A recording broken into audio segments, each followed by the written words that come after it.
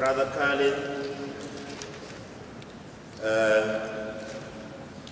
brothers and sisters, ladies and gentlemen, I have traveled a long way to be here because this is very important. I thought the issues that affect the lot of our people is very important. Last year, after the Jackson, Mississippi Convention, which had recommended that an international tribunal need to sit in order to bring up charges against those who are responsible for what happened here, I was asked to be part of the international commission that went about talking to people to hear exactly what are the issues that affected the people here. I had a privilege of, I would not say touring, those who tour are those who are doing it at leisure. I had the privilege of traveling around to see the devastation that was visited upon people here. And I too was convinced that this was not an act of God, but an act of an uncaring government, an act of those who, time and again, until such time that we stop them to do what they are doing to us, unless we stop them, they are not going to stop. That's right.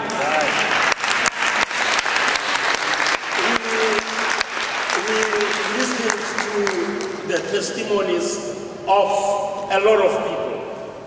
Some of them, this is what they had to say. They said, now that the president is in New Orleans, meaning George Bush, meeting with the governor and the mayor on this first year anniversary of the storm, they are telling us that the municipal and federal authorities rescued us, that the soldiers with guns rescued us. They are putting these officials and these soldiers up on a pedestal to praise their heroic rescue efforts.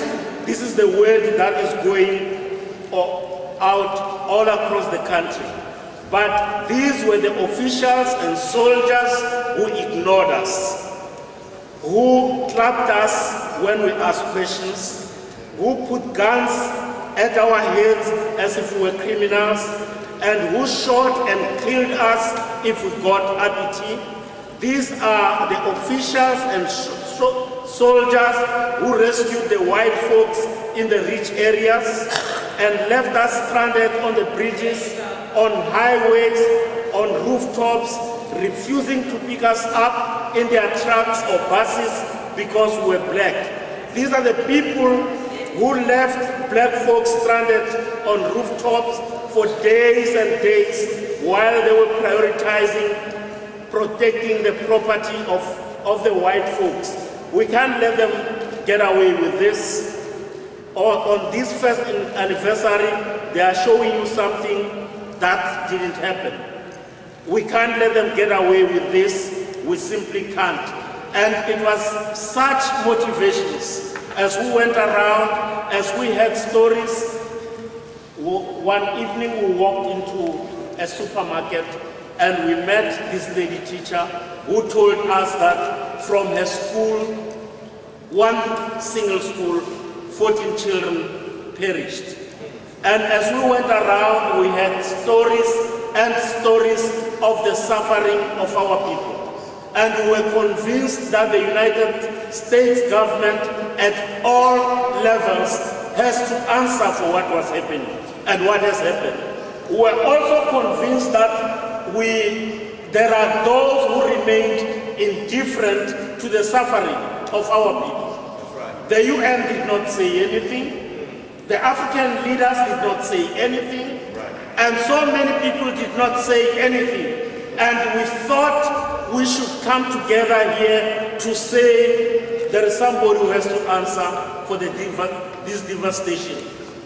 That it wasn't a simple act of God, and that repeating the words which you know, that the limits of tyrants is often prescribed by the endurance of those whom they oppressed, and that we should not pray the prayer of faith as Malcolm taught us, that we should not say, Lord, forgive them, for they know not what they are doing, because they know, because they have known, and because they continue knowing what they do within our community.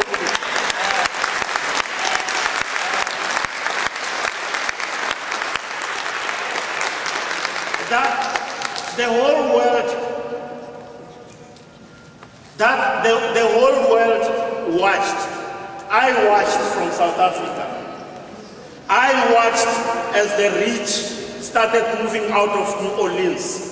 I watched as our people went to the dome. I watched when the roof collapsed on them.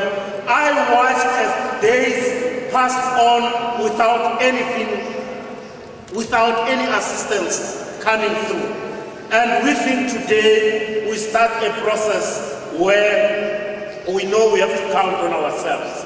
We know we have to develop the leadership amongst our own people.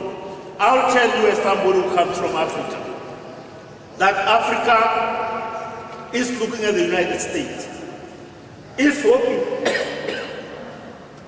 hoping that in this country, black people will organize themselves, will organize an independent party that will speak for our people here, that will speak for people in Africa, a continent that is facing total destruction, a continent that is facing the scourge of AIDS, a continent who it is predicted that by 2015, more than 20 million people would have perished, a continent that is being left to die. And we think those things can be answered through an independent black political party that would speak on the experience of our people.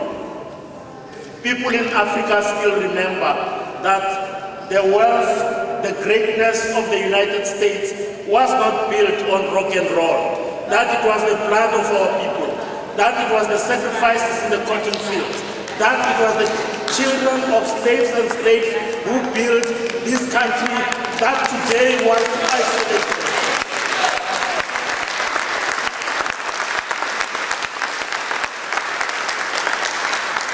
And as we bring out an indictment, we also call for responsibility within our communities, that we can join hands in Africa, we can join hands in the United States of America, we can join hands everywhere to fight a common war, to fight those who oppress Africa through the dead today. In South Africa, where I come from, the land of Mandela, the land of Tutu, our people still pay their apartheid debt.